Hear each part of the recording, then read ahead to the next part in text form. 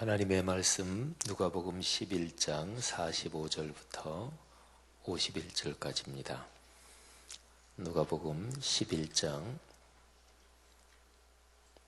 45절부터 51절까지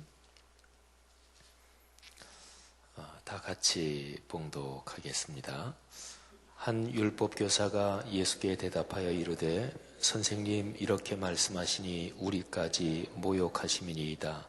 이르시되 화 있을진저 또 너희 율법교사여 지기 어려운 짐을 사람에게 지우고 너희는 한 손가락도 이 짐에 대지 않는도다. 화 있을진저 너희는 선지자들의 무덤을 만드는도다. 그들을 죽인 자도 너희 조상들이로다. 이와 같이 그들은 죽이고 너희는 무덤을 만드니 너희가 너희 조상의 행한 일에 증인이 되어 옳게 여기는도다. 그러므로 하나님의 지혜가 일러스되 내가 선지자와 사도들을 그들에게 보내리니 그 중에서 더러는 죽이며 또 박해하리라 하였느니라. 창세 이후로 흘린 모든 선지자의 피를 이 세대가 담당하되 곧 아벨의 피로부터 제단과 성전 사이에서 죽임을 당한 사가랴의 피까지 하리라. 내가 너희에게 이르노니 과연 이 세대가 담당하리라. 아멘. 먼저 오늘 봉독한 말씀에서 그 47절, 48절을 보시면은요, 예수 그리스도께서 조상들 얘기를 하십니다. 화 있을진저 너희는 선지자들의 무덤을 만든다.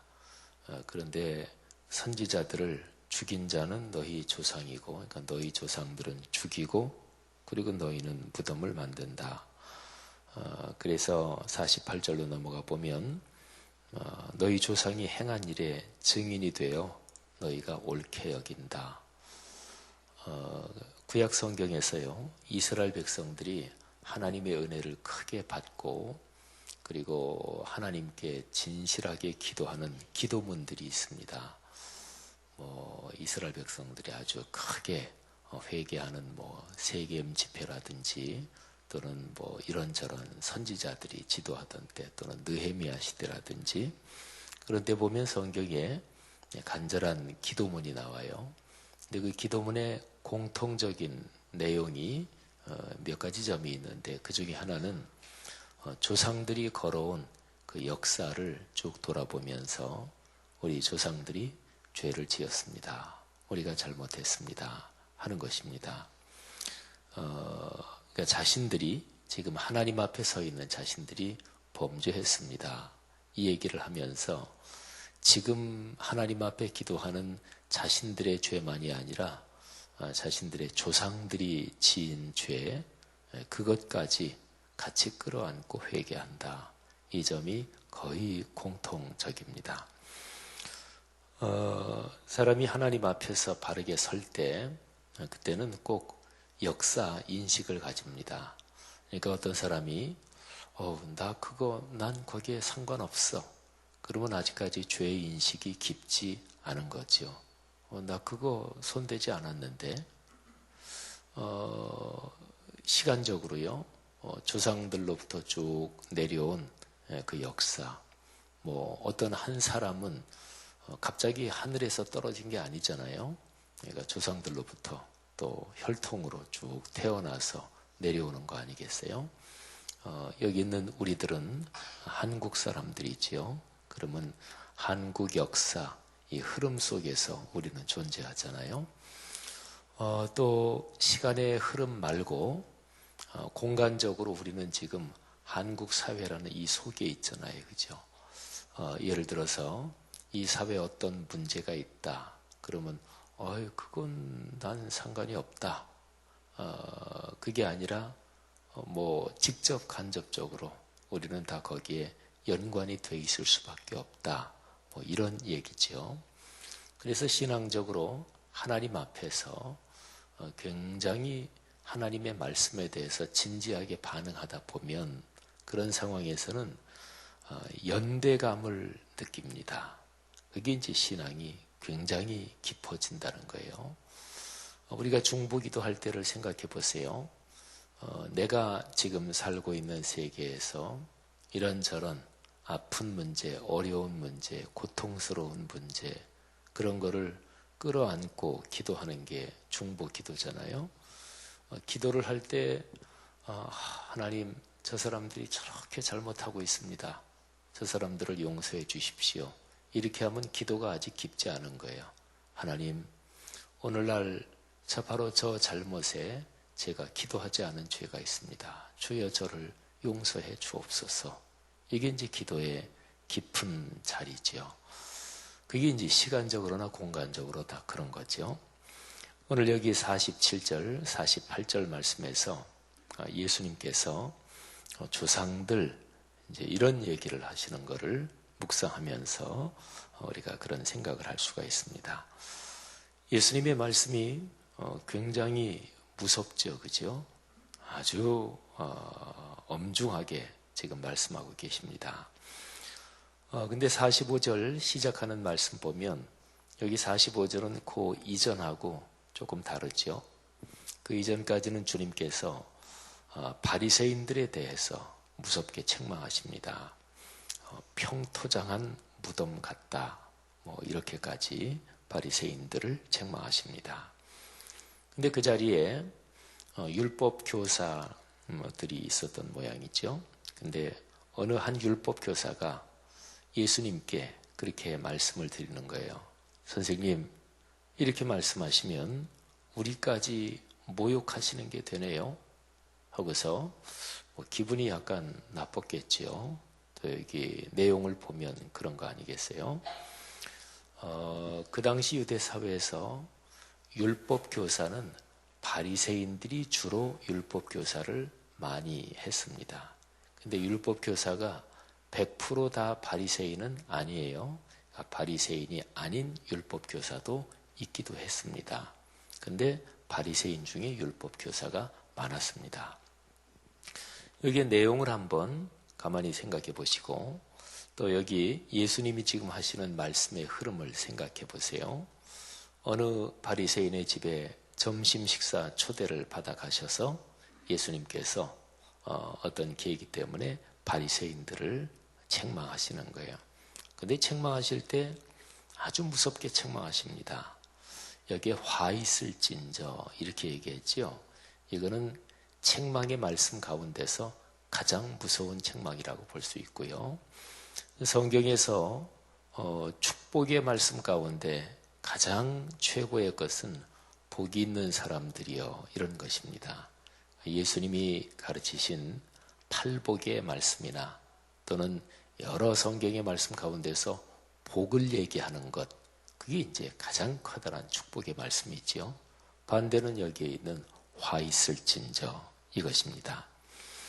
근데 예수님께서 그렇게 강하게 책망하시는데 그 얘기를 어느 율법 교사가 가만히 듣다가 가만히 보니까 저거는 바리새인들 그 그룹에 대한 책망만이 아니고 우리 율법 교사까지 거기에 포함이 되잖아.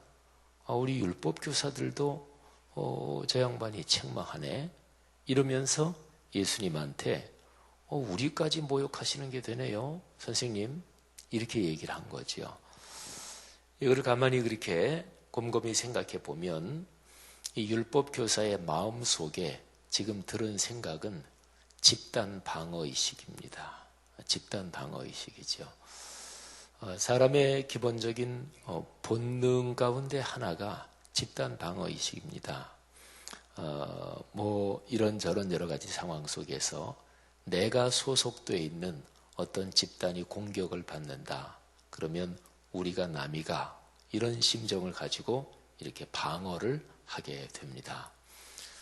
이거는 사람으로서 어쩔 수 없는 한계라고도 얘기할 수 있습니다.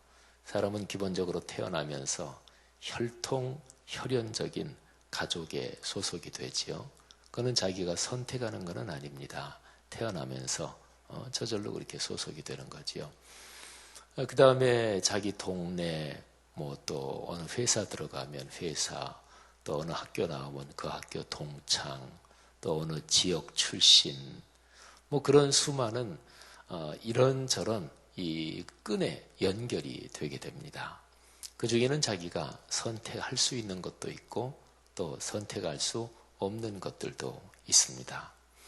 그런데 그런 여러 가지 끈 중에서 내가 어디 소속됐다 이런 것 중에서 아주 근본적이고 본질적이고 또 깊은 끈은 자기가 선택할 수 없는 게 더 많습니다. 가장 우리가 사람 사이에 살면서 연결되는 끈, 그래서 내가 거기에 소속되는 거, 거기에서 제일 인간이 떠날 수 없는 게 혈연과 지연입니다. 그거는 자기가 선택하는 게 아니잖아요. 그죠? 고향 선택하는 사람 없잖아요.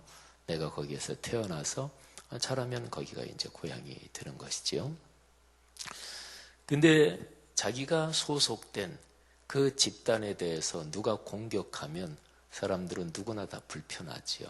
그래서 방어 의식이 생깁니다. 제가 독일에 가서 유학할 때 저는 한국에서 목사 안수 다 받고 그리고서 이제 독일로 갔거든요. 또 결혼 이미 한 상태였고 제 세 아이도 한국에서 다 태어났거든요. 그리고 이제 독일에 가서 유학하면서 또 담임 목회도 했고 또 독일 교회당 건물을 빌려서 제가 목회하던 한인교회가 예배를 드렸기 때문에 이 독일 교회하고도 이런저런 연관이 있었어요. 또 1년에 한 2번은 독일 교회랑 무슨 행사도 같이 하고 그랬습니다. 근데 독일 교회하고 우리 한국 교회하고 이게 관습이나 습관이 조금 다르지요.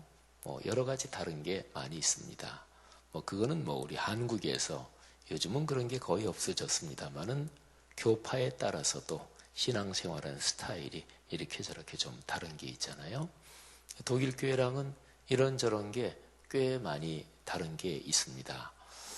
얼른 술, 담배 문제, 우리 한국은 요즘은 사실은 목회자들이나 교회에서 술, 담배 문제를 엄격하게 얘기하는 게 옛날에 비해서는 많이 줄어들었죠.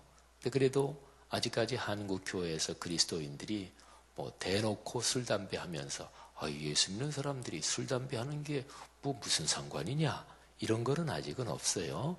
그냥 그렇게 술 하시고 또 담배 태우시고 이러시는 분은 계시긴 해도 근데 독일 교회는 술, 담배가 딱 금지다 이런 거는 없어요. 그래서 그런 것부터 시작해서 여러 가지가 다릅니다.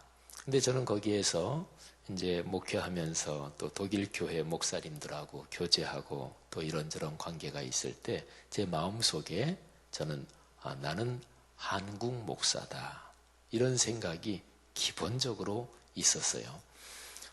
독일 거기는 맥주의 나라 이렇게도 얘기하고 유럽이 포도주가 유명하죠. 저는 유럽에서 독일에서 유학할 때도 포도주군 맥주군 전혀 안 했거든요. 제 마음속에 있는 생각 중에 하나는 나는 한국 목사다. 나는 한국 사람이고 한 번은 부인이 한국 여자분이고 그분이 신학자입니다. 아주 탁월한 신학자고 또 남편은 독일 목사님인 그 내외가 있었어요. 지금 그것도 내분이 한국으로 선교사로 파송돼서 그래서 그 부인은 저 루터교 신학대학교 교수님 하시고 아주 참 훌륭한 내외분이세요. 근데 그 내외분하고 식사를 하면서 이 술, 담배 문제, 특히 술 문제에 대해서 토론을 벌이게 됐어요. 아주 굉장히 토론을 아주 길게 얘기를 했어요. 그러면서 저는 이제 제가 주장한 게 우리 한국 교회의 그거는 아름다운 전통이다. 한국의 복음이 처음 들어올 때 이 조선 사람들이 술 또는 아편, 담배 이런 게 아주 심했다. 그래서 이제 저는 그거를 한국 교회가 술, 담배를 금한 거 이게 맞다. 또 신앙의 건덕상 그게 옳다. 또 이제 그 남편 목사님 또 그 부인은 또 신학자시기도 한데 또 길게 얘기한 적이 있습니다. 제 마음 속에는 다 이제 목회자고 또 독일 교회, 한국 교회 다 교회잖아요. 그렇지만 제 마음 속에는 나는 한국 목사다. 이런 말하자면 자의식이 굉장히 강하게 있었던 거지요. 거기 독일에서 있으면서 이런저런 여러 가지 상황이 있을 때마다 저는 제 입장, 제 자리는 나는 한국에서 안수를 받았고 또 성결교단 목사고 한국 목사다. 이런 게 이제 강하게 있었어요. 사람은 누구나 다 이런 거 하나도 없이 떠나서 살 수 있는 그런 건 아마 없을 거예요. 근데 이제 제 마음속에는 또 하나 있는 것은 저는 늘 성경을 묵상하면서 인간적인 어떤 집단에 소속되고 소속감이 지나치게 강한 것, 그거는 신앙에 분명하게 방해가 된다. 저는 그런 생각이 참 많은 사람이에요. 근데 그런 생각을 하게 된 게 저는 이제 성경을 쭉 묵상하고 또 목사로 살아오면서 성경의 맥락을 따라 읽을 때 성경의 역사는 어떤 특정 집단, 이 소집단 이기주의를 끊임없이 넘어서게 하는 게 그게 성경 역사의 흐름이에요. 인간 역사의 모든 불행, 갈등, 죄악은 언제나 편을 가르는 데 있고요. 그래서 하나님이 창세기에서 아브라함을 부르시는데 아브라함이 이제 예수님에게까지 연결이 되는 거잖아요. 그죠? 그러니까 아브라함, 다윗, 예수님 이 계통은 성경 전체의 구원의 역사의 중심축이거든요. 근데 아브라함을 부르시면서 내 고향과 친척과 아버지의 집을 떠나라. 그러니까 혈연과 지연을 떠나라는 것입니다. 예수님도 말하자면 혈연 지연을 넘어서서 모든 사람이 형제 자매다. 예수님은 그 당시에 유대인들이 가장 멸시하고 천대했던 사마리아 거기도 가야 된다. 이런 말씀을 하시고요. 제가 성령 강림절하고 또 지난 주일이 성령 강림절 후 제 첫 번째 주일인데 제가 2번을 사도행전 가지고 설교를 했죠. 근데 한 몇 번은 더 이제 성령 강림절 후 주일 거기에 몇 번은 제가 사도행전을 설교할 생각을 가지고 있는데요. 근데 사도행전을 이렇게 찬찬히 읽어보면 사도행전은 유대인들의 혈통을 넘어서기 위한 과정이 쭉 나와 있어요. 근데 하나님도 힘드셨나 봐요. 하나님도 힘드셨나 봐요. 그거를 해결하기가. 그래서 사도행전을 보면 하나님이 미리 예비 작업을 하셔요. 그러니까 하나님도 그냥 콱 성령을 보내셔가지고 야 성령 받았으니까 너희가 유대인이고 또 바리새인이고 그렇게 그냥 끼리끼리 모이는 거 그딴 거 좀 넘어서라. 이렇게 하면은 부작용이 생길 거를 하나님도 뻔히 아셨던 모양이에요. 그래서 하나님도 얼마나 세심하게 작업을 하시는지 몰라요. 베드로 먼저. 그래도 베드로는 주님의 사도들 가운데서 성령을 받고 중심 역할을 하는 사람이니까 베드로가 그중 변화되기 쉽잖아요.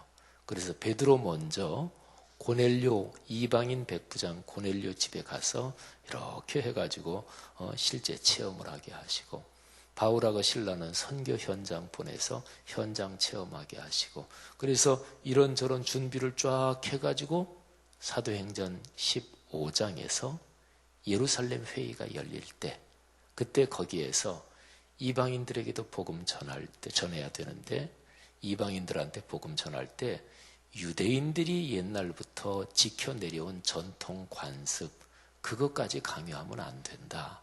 이 방향으로 결정이 나게 만들어요. 그래서 복음이 전해집니다.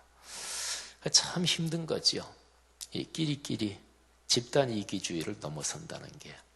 저는 동창 다 이제 또 시골에서 자란 분들은 초등학교 동창회도 굉장히 끈이 깊고요. 중학교, 고등학교, 대학 동창.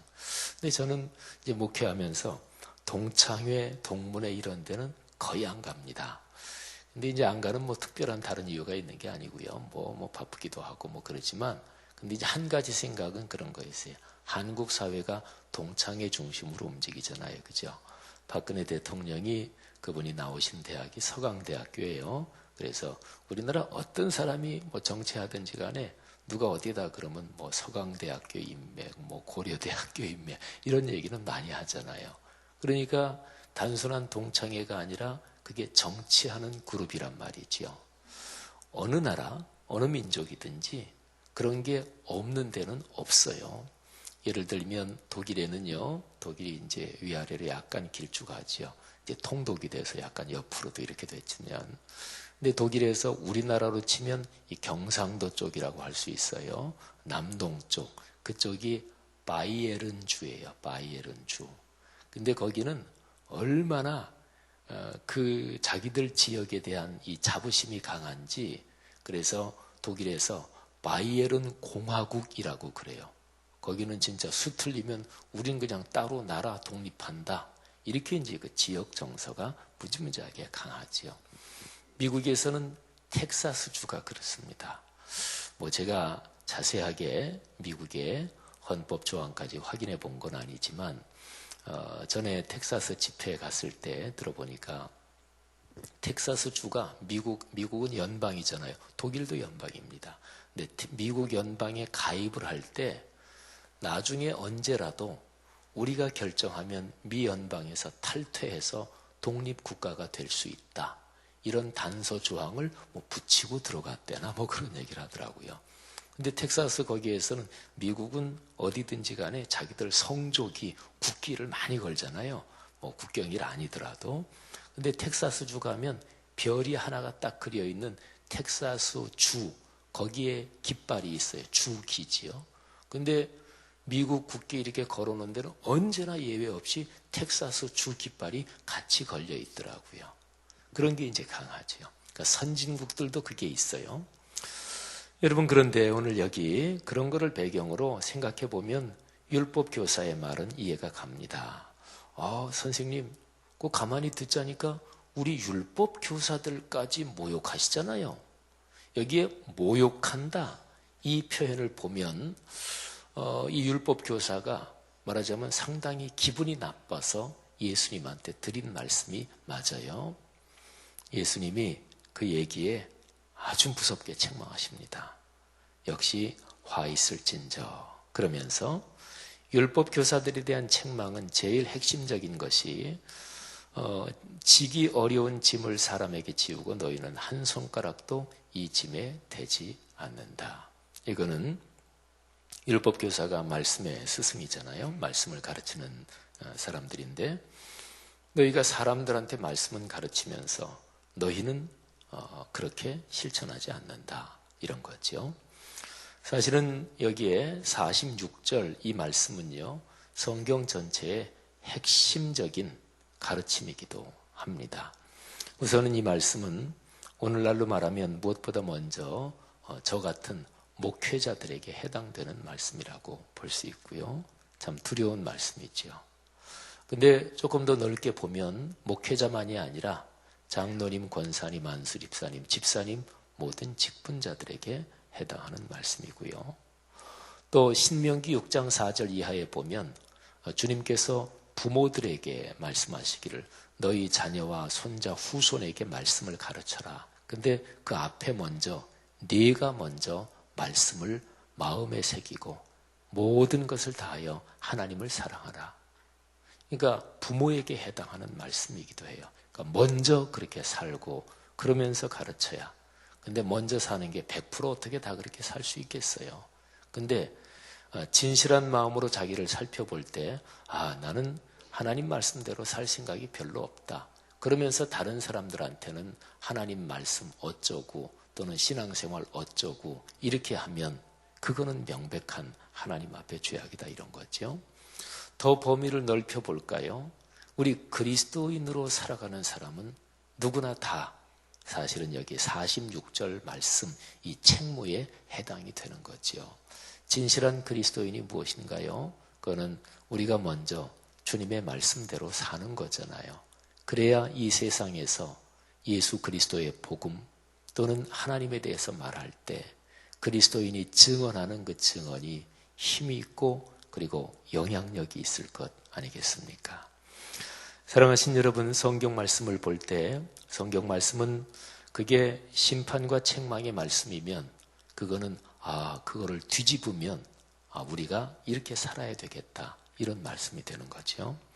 여기 46절 말씀을 한번 뒤집어 보십시다. 그러니까 다른 사람에게 어려운 짐을 지우기 전에 또는 하나님의 말씀이나 신앙생활과 연관된 것을 다른 사람에게 잣대를 갖다 대기 전에 우리 자신에게 먼저 그 잣대를 갖다 대는 축복이 있기를 바랍니다.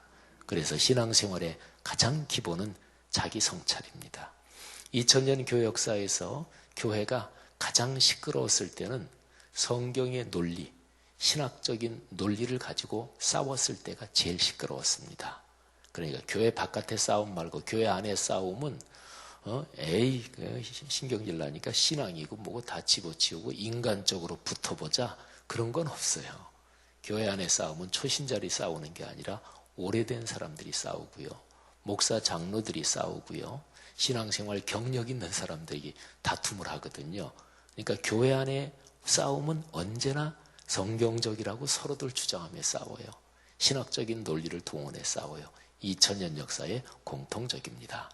근데 2000년 역사에서 또 공통적인 게 하나 있어요. 그러니까 가장 신앙이 깊고 가장 은혜로웠던, 하나님의 은혜가 충만했던 그런 때는 언제나 공통점이 있는데 깊은 자기 성찰이 있었던 시기입니다. 자기를 깊이 성찰한, 우리 교회 역사에서 아주 유명한 고전인 어거스틴의 고백록, 그거는 아주 깊은 자기 성찰의 책이고, 그리고 하나님께 영광을 돌렸던, 하나님께 진정으로 영광을 돌리는 것은 자기의 성찰, 자기의 죄된 것을 인정해야만 하나님께 영광을 돌릴 수 있거든요. 어거스틴 그분이 살았던 데가 300년대, 400년대입니다. 그 뒤로 쭉 일어난 여러 가지 신앙운동도 다 마찬가지입니다. 종교개혁이 그랬고 청교도 운동이 그랬고, 신앙적으로 가장 깊었던 때는 자기 성찰이 있었던 때지요. 미국에서 있었던 대부흥운동도 역시 마찬가지입니다. 사랑하신 여러분, 46절 이 말씀을 뒤집어서 우리 각자 자신에게 적용하는 축복이 있기를 바랍니다.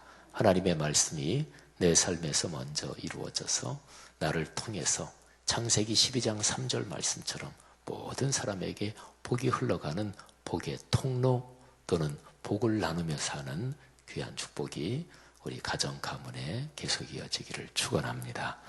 하나님 아버지 은혜를 감사합니다. 오늘 토요일 새벽입니다. 일주일에 이런저런 직업, 직장 또는 사회에서의 일을 어느 정도 마무리하고, 다 그런 건 아니지만 주 5일 근무 직장은 토요일이 그중 좀 한가한 날이고, 주님의 말씀 앞에 깊은 마음으로 나와 앉아 있습니다. 하나님, 들은 말씀 우리 각자의 삶에 복이 되게 하시고, 또 우리 성도들 모든 삶에서 예수 그리스도의 복음 중심으로 늘 살아가게 하시고, 그래서 이런저런 여러 가지 모양으로 갈린 집단들이 늘 복음으로 하나 되는 그 축복을 인생길에서 경험하게 하옵소서. 하나님께서 메르스 전염을 차단시켜 주시고 또 사그러들게 하실 줄 믿습니다. 국공립 비롯한 모든 병의원, 의료진들을 축복하시고, 또 우리 교회에도 의사분들, 간호사분들, 메디칼 영역에서 근무하는 많은 분들이 있습니다. 감염에서 지켜주시며, 또 하나님께서 이 메르스가 속히 사그라들 수 있도록 긍휼을 베풀어 주시옵소서. 오늘 하루 내내 내일 거룩한 주일을 준비하며 사모하는 날 되게 하옵소서. 아프신 분들 주님께서 지금 안수하셔서 건강을 주시옵소서. 취업과 결혼과 또는 출산이 아이를 갖지 못해서 애태우는 젊은 내외관들 요즘 많습니다. 주님 태문을 열어 주시옵소서. 감사합니다. 예수 그리스도 이름으로 축복하며 기도 올립니다. 아멘.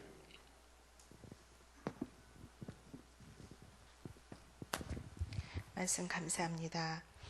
공동기도문 4번 봉사입니다.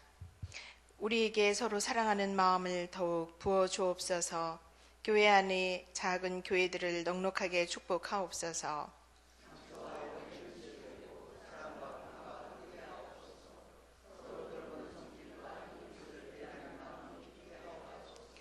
사회의 약자를 끌어안는 신앙적 어머니 공동체, 소외된 계층을 돌아보는 사회적 희망의 공동체, 올바른 가치를 살아내는 정신적 공유의 공동체이게 하옵소서. 우리 교회가 여기 있어 지역사회와 시대가 복되게 하옵소서. 아멘. 주님이 가르쳐 주신 기도하시겠습니다. 하늘에 계신 우리 아버지, 아버지의 이름을 거룩하게 하시며 아버지의 나라가 오게 하시며 아버지의 뜻이 하늘에서와 같이 땅에서도 이루어지게 하소서. 오늘 우리에게 일용할 양식을 주시고 우리가 우리에게 잘못한 사람을 용서하여 준 것 같이 우리 죄를 용서하여 주시고 우리를 시험에 빠지지 않게 하시고 악에서 구하소서. 나라와 권능과 영광이 영원히 아버지의 것입니다. 아멘. 몇 가지 기도 제목을 놓고 함께 기도하시겠습니다. 지금 들은 말씀이 내 삶으로 이어지게 하옵소서. 내일 주일 예배를 축복하시고 말씀 삶 공동체 예배에 거룩하심과 말씀의 은혜가 풍성하게 하소서. 말씀을 준비하시는 담임 목사님과 대하 영화부부터 싱크 청년부 목회자들에게 성령의 능력으로 충만케 하소서.